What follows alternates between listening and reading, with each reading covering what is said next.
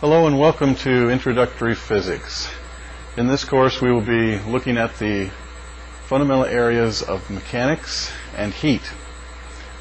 And in so doing we will be focusing on the principles that underlie these areas, such as the idea of conservation of energy as well as the second law of thermodynamics. In order for us to have a foundation of understanding, we need to have units and measurements that we agree upon that we can use. And in order to do that, we must determine what are the fundamental concepts that underlie our physical universe. Those concepts include the idea of mass. Concept of mass, length, and time.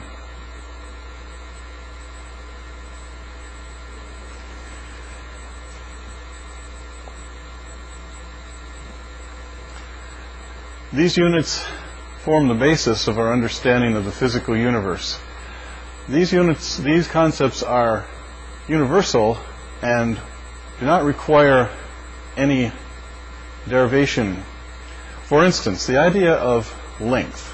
What is length? The universe, as we know it, is comprised of 3 dimensions of length. Beyond that, we do not define what it means to have length, other than to say that we measure things in directions, 3 perpendicular directions, x, y, and z. We cannot define that any further, because that would require that we be outside of our universe in order to look at it and define those concepts that make up the universe. Well, clearly we cannot be outside our universe, so we have to accept the fact that some concepts are simply fundamental and axiomatic. The same is true with time. What is time to you? What does time mean? You understand the concept of time moving, but how do you define time fundamentally? Once again, it is a property of our universe, and we simply accept the existence of time and develop ways of measuring that time. And finally, the concept of mass is also fundamental. Our universe is comprised of matter and energy, which are interchangeable according to Einstein's famous formula E equals mc squared. So the concept of mass itself is axiomatic, meaning not needing a definition. Since these 3 fundamental concepts exist, we need to have units of measurement that we can use and agree that we use in order to measure these things, such as the distance a ball travels and the time it takes in order to calculate velocity. The system we'll be using is known as the International System of Units, and within that system of units we define length by utilizing the universal concept of the speed of light, and that is the distance that light travels in roughly 1/300 millionth of a second. Now that means that light is a universal constant as it travels through the vacuum. So we're using that concept in order to define length. A meter is then defined as the distance that light travels in that time of 1 divided by approximately 300 million seconds. In addition to length, mass is defined according to the system kilogram. The kilogram unit is a man-made unit. It's based upon a platinum-iridium alloy that was created in France in the 1800s, when the units for the SI system were originally developed under Napoleon.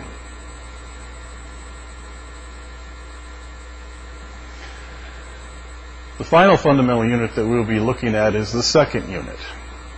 And once again, we need a concept or a fundamental principle behind which we can define this unit. And that principle is that atoms vibrate according to the temperature at which they are at. In particular, we will focus on the cesium atom, cesium-133 atom, that is known to vibrate at approximately 9 billion vibrations per second. So we turn that around and say 1 second is equivalent to approximately 9 billion vibrations of a cesium atom.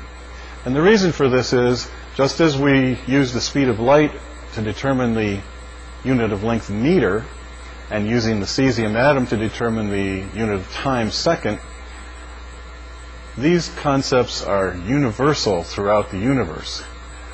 So that we could speak with anyone, anywhere in the universe and say, this is how we measure time, by measuring the vibrations of this type of an atom. They might not call it cesium, but at least it would be present. And the same thing would be true with the speed of light. Being a universal constant, we can communicate with someone and explain to them how we measure length by referring to this universal concept of the constancy of the speed of light. So in your reading of the material, you should think about how long has it taken you to read the material thus far?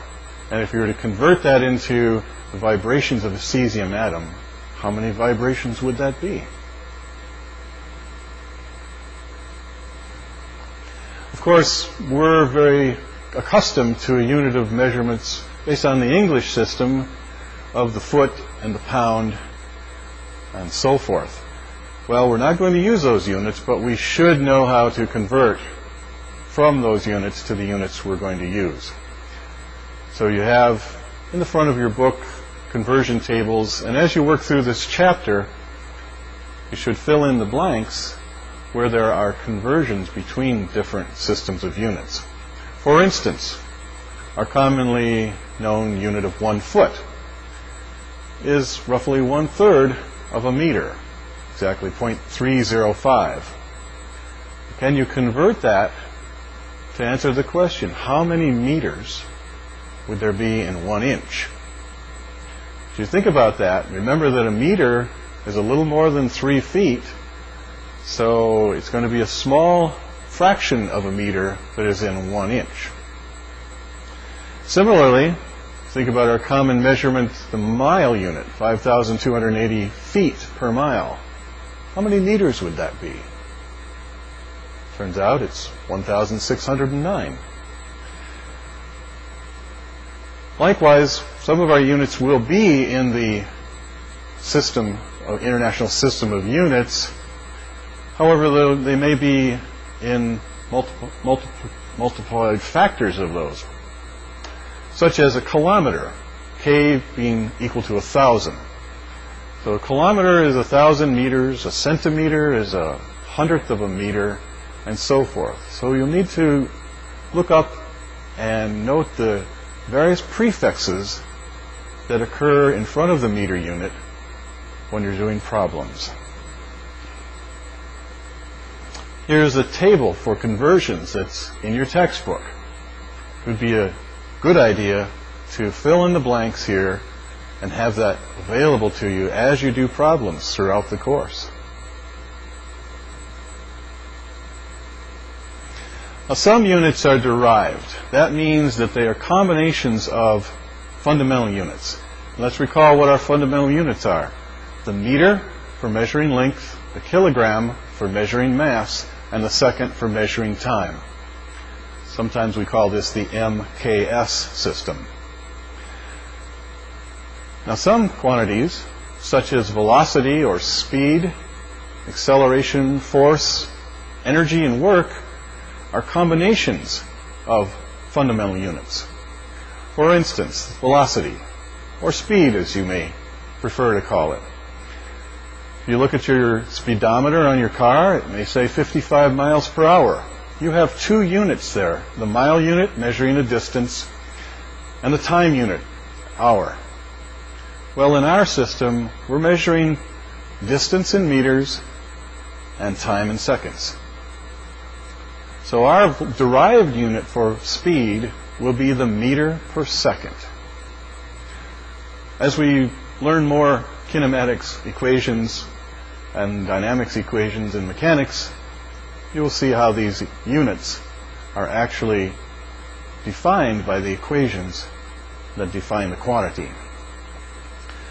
So the meter per second describes for us the rate of change, or the speed, with which an object is moving. We refer to these as derived units because they are combinations of fundamental units. Once again, you should fill in the table here with a derived unit conversion between meters per second, kilometers per hour, and miles per hour in the various forms shown. For instance, in the second one with kilometer per hour, how many meters are in a kilometer? That's right, there's 1,000 meters in 1 kilometer. So we would change that K to 1,000. How many seconds are in an hour? Now think about that for a second. There are 60 minutes in an hour, and there are 60 seconds in each minute. So that's 60 times 60, or 3,600 seconds in 1 hour. So replacing the kilometer with 1,000 meters and the hour with 3,600 seconds, you would get the conversion to meters per second.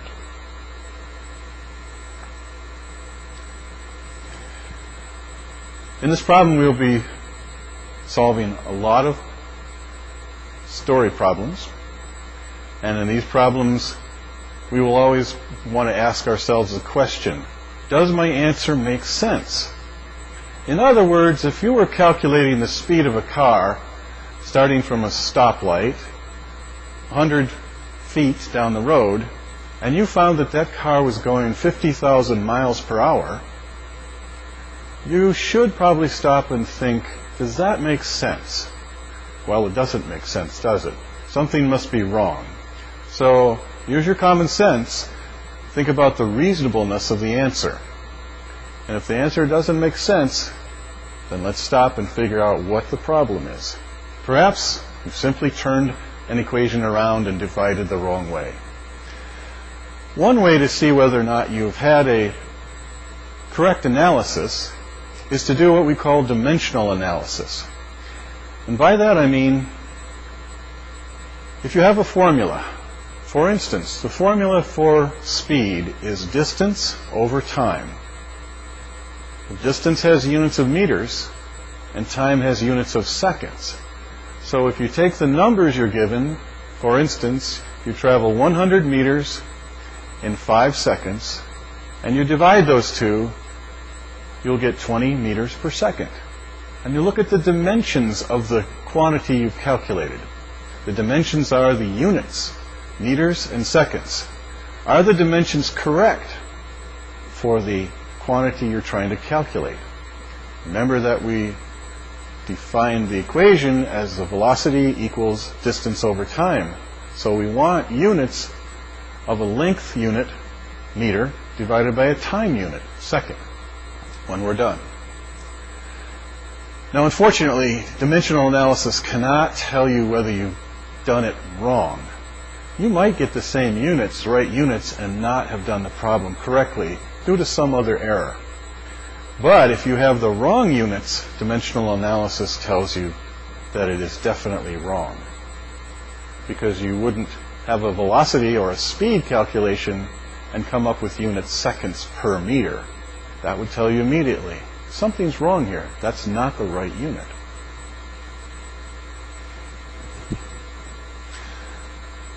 Here's an example. In this example, we have an equation. And this equation, V equals 2ax.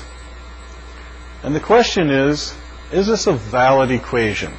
One way to check that out is to do dimensional analysis on the variables in this equation. What are the units on A? Well, we see the units on A, which is known as acceleration, are meters per second squared. And the units on X are the unit of length, the meter. So when we multiply the units of A times the units of X, we find that we get meters squared over seconds squared. Is that the unit of speed? No, it's not, is it? The unit of speed is meters per second. So by inference, since the dimensions of this calculation are incorrect, the equation used is also incorrect.